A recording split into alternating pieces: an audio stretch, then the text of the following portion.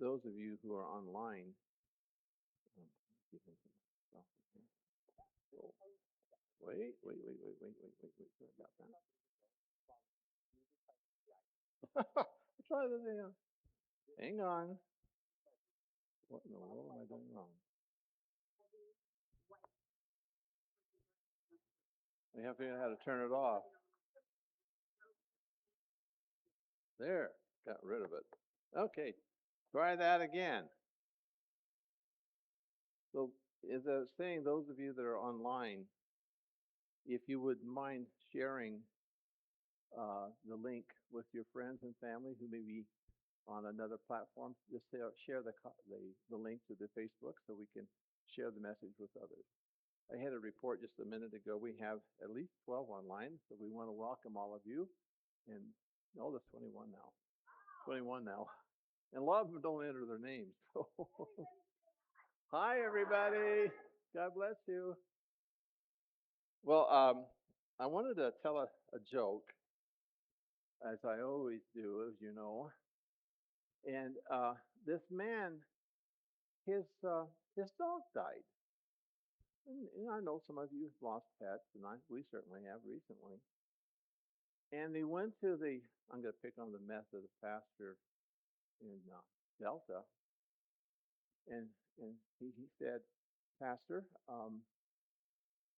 would you do a funeral for my dog? And she said, well, that's Methodist. We don't do funerals for dogs. He says, oh, that's just too bad because I was going to make a $5,000 donation. Believe me, if you want to have a funeral for your dog, come see me. With your check.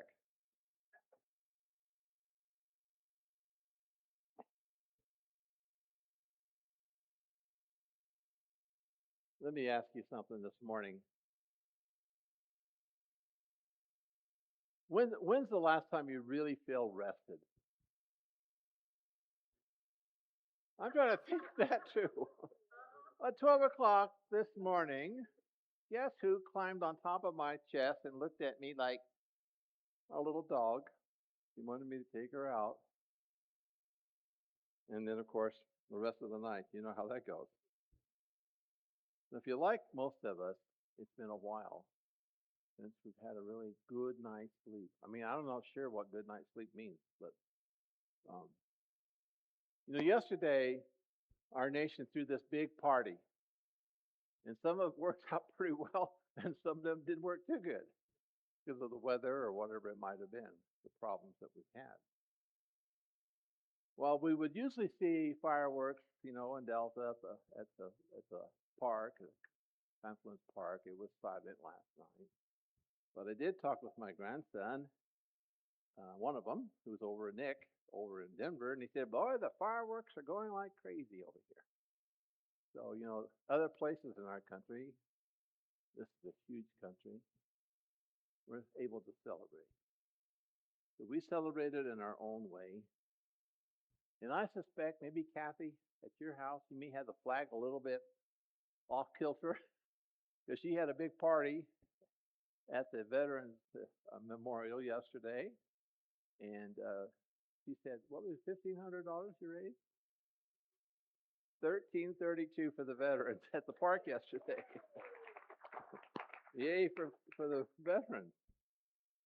But today the ranchers are always back at it. Last night we went to I call him my nephew. He's really my cousin. And he works for a guy that bales. He does custom work and things like that. So this morning they were going out to bale hay. So the day starts again. The week starts. Back in the field. July just doesn't stop because we have the 4th, does it? And we go to work and we do all those things. And some of us even probably worked on the 4th. I wouldn't call anybody by name. But there always seems to be more to do than time. And we're about the freest people who ever lived. We must We may fuss about short-term issues right now. If you think of our history of our country, 250 years, we've had our ups and downs. We had Civil War, we had World War I, we had World War II, we've had a depression, but we came through it every single time. And we're going to come through these trying challenges right now. You know, there's a crowd standing in front of Jesus in Matthew 11 that was tired, like many of us. And listen how he talks to them. He's watching a crowd that couldn't be pleased no matter what God sent. John the Baptist, King fasting. They called him a madman. Jesus came eating with the wrong people. They called him a drunkard. You just heard me read in the scripture. Nothing was ever good enough. And then, in the middle of all this fussing, he says the gentlest thing in the whole gospel. Come to me, all who are weary and are carrying heavy burdens. I will give you rest. Now, Zachariah talked about freedom too, long before any of this. Not the kind of that shoots off fireworks that we saw across our nation last night. He looked down the road and he saw a king coming. And watch how this king showed up. No war horse, no chariot, no fancy armor and sword. The man's riding a donkey. Of all things. Humble, Zachariah calls him. And then a line I'll never get past. I will set your prisoners free. He gives those people a name. Prisoners of hope. And we keep the fourth because long ago, our ancestors, for many of us, they were tired colonists. They threw off a yoke. King George's yoke. The taxes and the crown was being tossed about from across the ocean. They got that weight off of their neck. And you know what? For the past 250 years, we've been setting fireworks ever since. Freedom for something. And then here comes Jesus. And he says the thing that I'll stop you cold. He says, take my yoke upon you. Take it on. You spend all that time getting free. And the first thing he does, he hands you a yoke. And you know what you got to do? What a yoke was. It was a wooden beam. Got a little picture there, but it's not quite the same one with the oxen. But still, they cross two oxen so they can pull the plow together or the cart or whatever they were pulling. And the rabbis used the word too. The rabbis used the word too. They called about the yoke of the law. Remember your Bible, Leviticus? How many laws were there? 613. 613 commandments or laws. And by the time the experts piled on their own rules on top of that, the thing became crushing. And religion that sends you home heavier than when you walked in. And Jesus had watched people struggle with that for years. So when he says his yoke is easy, he's making you a promise. There's no way to walk with God that doesn't grind you down. And listen, because this is the heart of it. A yoke is built for two. You never wear one alone. You harness the young ox up next to the older one, the stronger one. The stronger one carries the weight, or the younger one leans into the field. So when Jesus says, take my yoke, he means get in here next to me. I'll pull. You lean. And he tells you what it's like to work alongside. Gentle, he says. Humble in heart. And that's who each of you are hooked to. Here's something worth knowing. When Jesus talks about his yoke and the rest for souls, he's borrowing. These words come almost straight out of the old book called Zachariah. I didn't say that right, Jane, I know. Where wisdom herself says, pull your neck under her yoke, and your soul will find rest. For generations, that was the word on the page. Now, it was the man in the road saying it to your face, Jesus. Saying it to your face. I had to learn this one the hard way. For most of my life, I was that strong ox, should I say. I was a nerd. I told you the story. Years of walking into a room where somebody's whole world was falling apart oftentimes. And you learn to carry it. Learn to keep your face steady at the bedside and save the shaking for the parking lot. I remember so clearly, I'm probably going to talk longer than I should. I was a young captain, Letterman Army Medical Center. And I had a patient that I was counseling. And she had a 6-month-old child. The child died suddenly. She gave me no indication that she wanted to harm the child or anything else. And of course, all the red flags go up. And I'm thinking, oh my gosh, did I do something wrong? Did I miss something in talking with her, in her assessment? And, the trauma that you go through. And I remember so clearly driving down to the ocean. We live close to the ocean, a station in San Francisco. And just watching the waves come back and forth and praying. It found peace. What we found out later, it was sudden infant death. But that took a toll on me.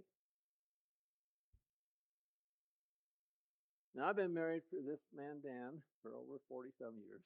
He rolls his eyes because I talk about him. Now, Dan, have we had our ups and downs? No. It's been perfect living with him. I am so blessed.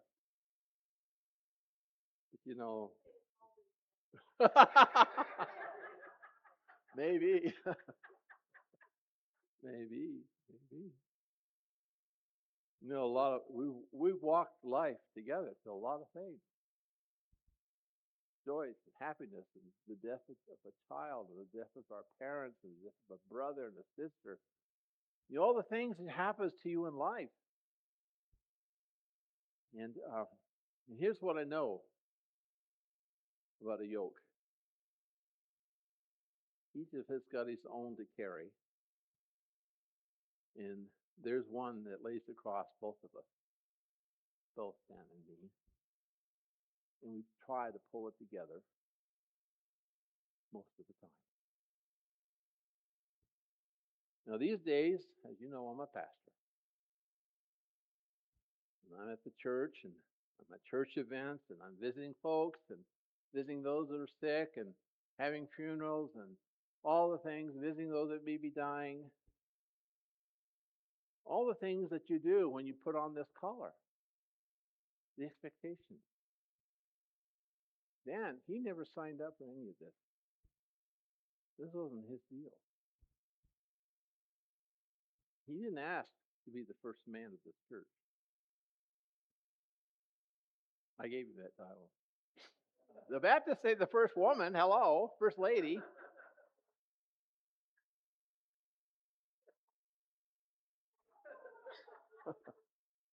Some days he comes through these doors. He's not really happy about something. But you know, he's found his own road to plow. As you know, he does a lot of work at that first door. He dedicates a lot of his time to making a difference. He's busy with all true stuff. And Mary has a thing. Where does he get all the energy? I don't really know. And if he's not doing that, he's planning a fundraiser with him and Johnny. We got one coming up soon. And this will be a call-a-thon, calling all our rich people that we know. Give money to them. Well, it's not quite that cold, but if any of you are watching, I'm just kidding.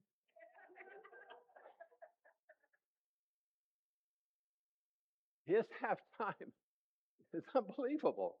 He's working full time, and then he's got our house, our yard. I mean, it just goes on and on. Loretta to take care of. I mean, but we work at it together. We work at it together. We had to learn that we also need to take time to fill our own. And as you know, we've been gone a little bit, and I plan to do that a little bit more. I need to make sure I have time to smell the roses, to recharge and be re-energized. But you know, it's always important for us. It's our kids, Loretta, our siblings, our friends, and all of you. It's so important to us in what we do. Oh, thank you. Because it's a stretch sometimes, isn't it? I won't go into it all this morning, but some nights when I get home, or should I get home, go from one office to the house, or I just come up here too. I don't have anything for anybody. I'm tired. I'm exhausted, including Dan. I've been faced maybe that day with people's challenges and their issues, and whatever it may be. And there's just nothing left in the tank. I remember one evening at the kitchen table, we're ready to have dinner. I couldn't say what was wrong. I just didn't have the words. You know, Dan didn't try to fix me. He didn't ask me to explain anything. He just sat down and started doing the dishes, picking up the table, off of the table. And I was looking at the stack of mail I hadn't even looked at. He never made a speech about any of it. And I'm not sure, Dan, if I ever thanked you the way I should have. Thank you. Thank you. So that's what an easy yoke ended up meaning for me. Load didn't get any lighter that week. I just wasn't the same person having to carry it all. I spent the first half of my life dead sure that being free meant carrying every last bit of myself by myself. I had that backwards. The yoke is a good thing most of the time. And most of the time is enough for me. And now I know there are people sitting here this morning We're free as the day is long and tired. We're down to your bones. I want to tell you about Megan.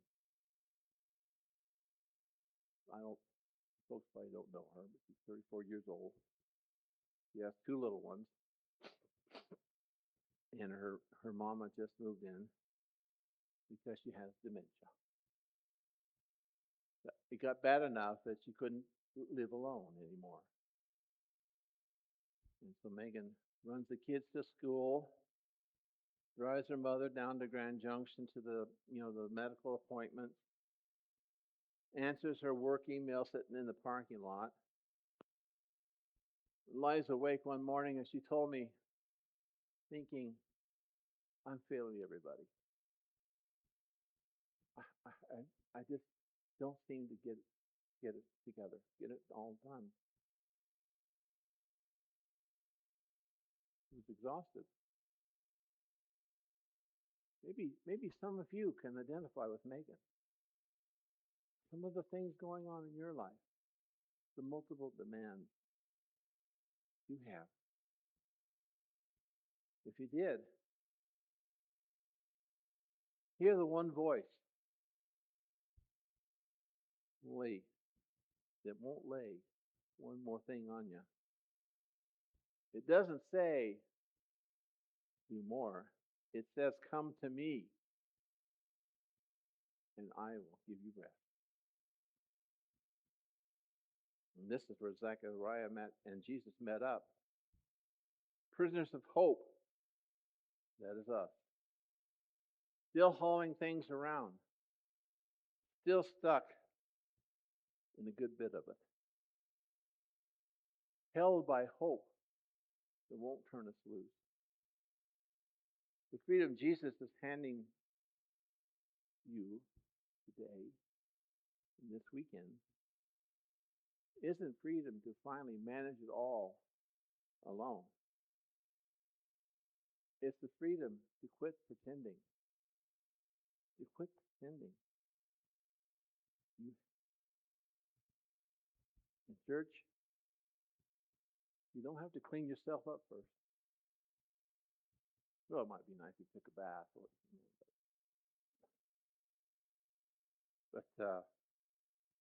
Jesus never said once you're rested. He said,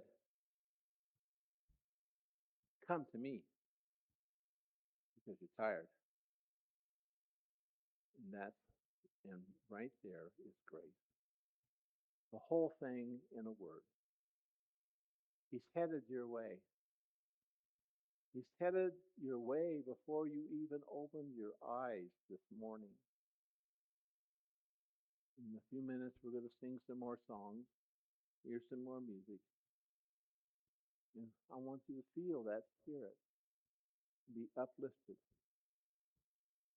Some of you had carried something into this church, into this room for weeks, and you're still struggling with it.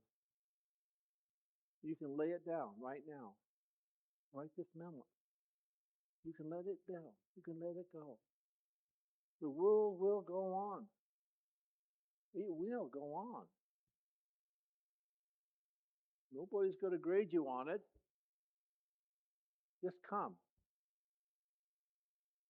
Get in the harness next to the one who's gentle and humble in heart. So come. Come. All of you who are weary, the yoke is easy when you're not the only one under it. You were never meant to pull it alone. Amen.